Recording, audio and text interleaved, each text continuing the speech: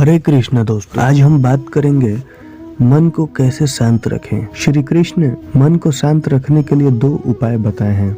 जो श्री कृष्ण ने बताए हैं उन्हीं का उपाय आज मैं आप लोग के साथ प्रस्तुत करना चाहता हूँ। दोस्त, मेरा यही मोटिव है कि मैं इस वीडियो के थ्रू देश का, समाज का सेवा करूं। तो चलिए दोस्तों शुरू करते हैं। श्री कृष्ण कहते हैं, मन का बेचैन होना उसका स्वभाव है। हमारे मन को लगता है कि अगर वह अलग अलग बातों के बारे में सोचता रहेगा तो हमें आने वाली हर मुश्किल और मुसीबत से बचा लेगा, पर ऐसा होता नहीं है। हम अपने जीवन का काफी अधिक समय सोच विचार करके परेशान होने में निकाल देते हैं। भगवान श्री कृष्ण कहते हैं कि मन का यह स्वभाव बदलना मुश्किल जरूर है पर असंभव नहीं।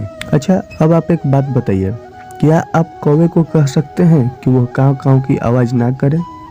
या फिर क्या आप किसी मेढक को कह सकते हैं कि वो पानी देखते ही ऊंची छलांग ना मारे? हमारे मन का भी कुछ ऐसा ही है। जीवन में कुछ भी होता है, अच्छा या बुरा, हमारा मन उस पर काव काव काव करने लगता है।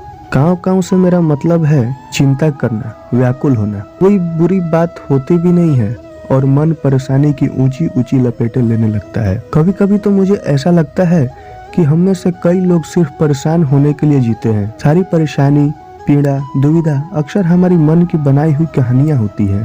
भगवान श्री कृष्ण हमें हमारे मन को शांत और स्थिर करने के लिए 2 उपाय बताए हैं। पहला ध्यान लगाना और दूसरा वैराग्य भाव सीखना।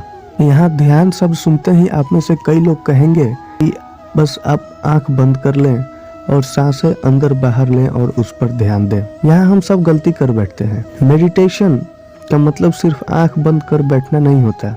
मेडिटेशन का मतलब होता है अपना पूरा ध्यान किसी चीज पर लगाना और उसे हटने नहीं देना। अगर आप रोटी बना रहे हैं तो सिर्फ उस बात पर ध्यान दीजिए।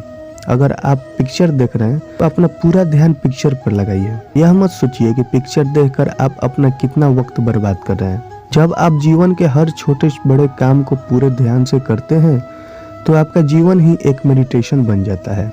ऐसे जीवन में शांति, स्थिरता, साहस और सफलता का होना अनिवार्य है। दूसरा उपाय श्री कृष्ण बताए हैं वैराग्य।